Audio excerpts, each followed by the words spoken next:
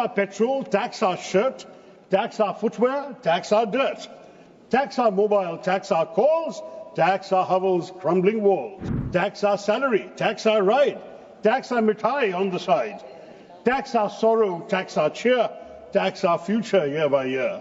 And if we ask you to try and fix it, you point and say, you will be Viksit. Madam Chairman, a few years ago, I was constrained to observe of my absent friend, the Honourable Finance Minister, that her budget speech in this House reminded me of the garage mechanic who said, I couldn't fix your brakes, so I made the horn louder.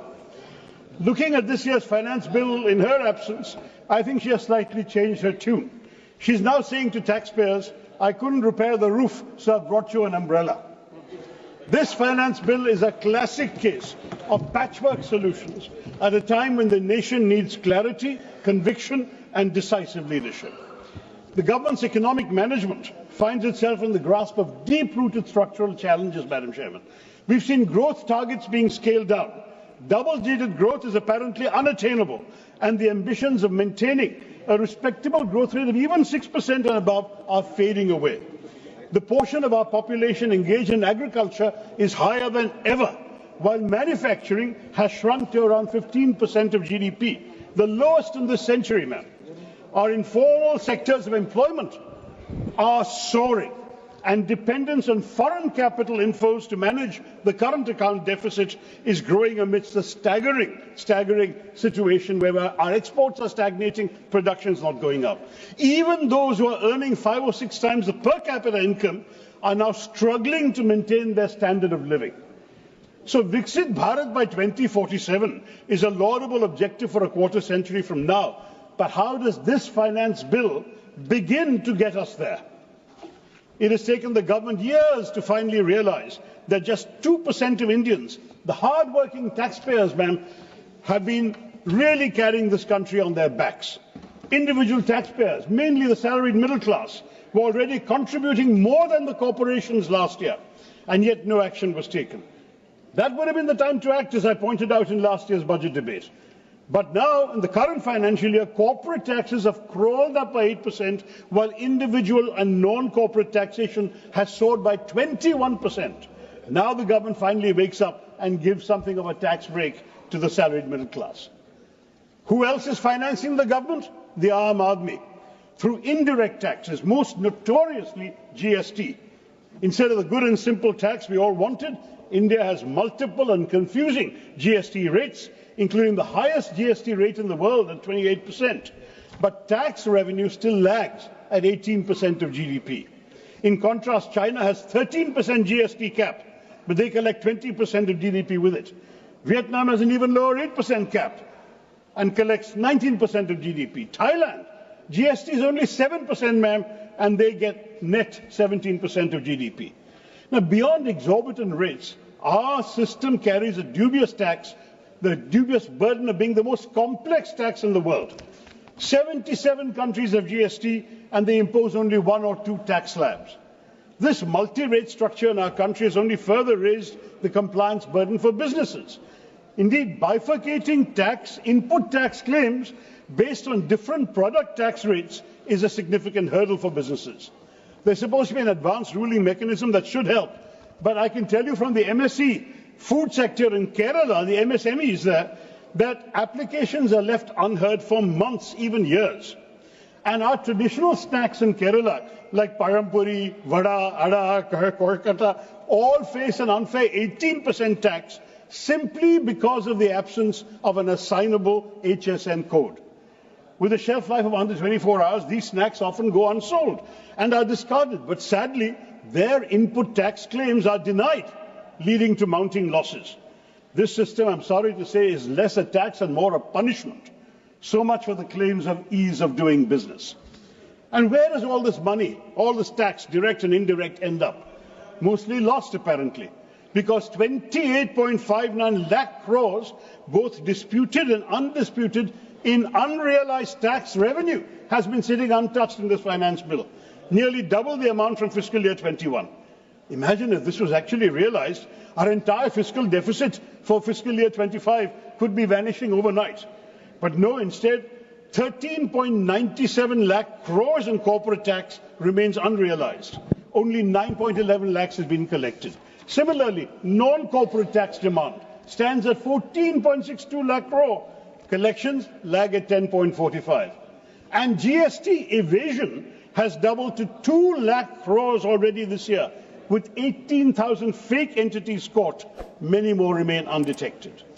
Now, while all this is going on, between 2017 and 2022, 35,000 wealthy Indians, the so-called high net worth individuals, left our country to relocate abroad, complaining of tax terrorism. Obviously, when rich people migrate, their wealth also migrates with them. And this affects revenue generation, wealth creation, employment opportunities. Surely we need to review not just their effective tax rates, but the manner in which tax demands are made that drive such people away. Unleashing tax terrorism is self-destructive, madam. It reduces sources of long-term revenue from future wealth creation. The government's attempt to raise money through other means, all failure. Through disinvestment, underwhelming results. They've abandoned the strategy. Reports suggest that the PLI scheme, introduced with such fanfare, will also be allowed to lapse because it hasn't worked. Such is the state of affairs that the government now relies on the Reserve Bank of India's dividend as a major source of revenue. That's neither sustainable nor ideal. And this bill prompts another question, Madam Chairman.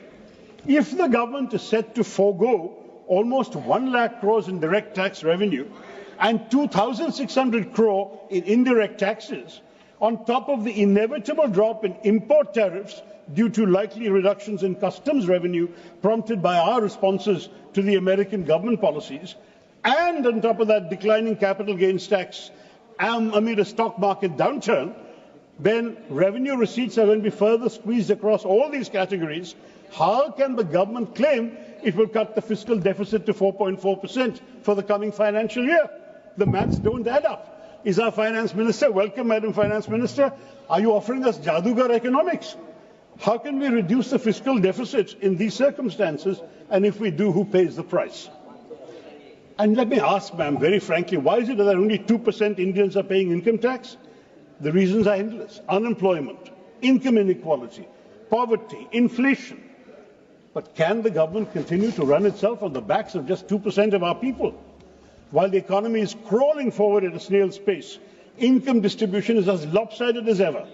The top 1%, their share more than doubled, from 10% in 1991 to 23% in 2023.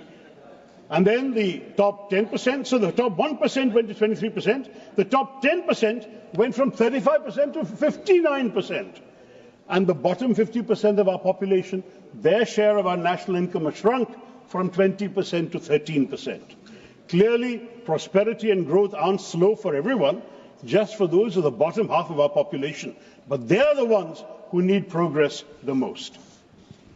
Madam Chairman, it's becoming almost painfully repetitive. Every time we talk about unemployment, we're faced with the same grim statistics. Reports predict we need to generate 10 million jobs annually from 2024 to 2030 to keep up with the growth targets. Yet the skill mismatch is glaring. Only half the graduates of our country possess the skills required by industry, leaving a significant gap in their employability. And skill development, sadly, has been a failure. Just look at their placement figures. Now, while unemployment is a concern, the assessment of poverty is troubling for a different reason. The NFHS 5 data reveal that 14.96%, 15% of India's population is multidimensionally poor.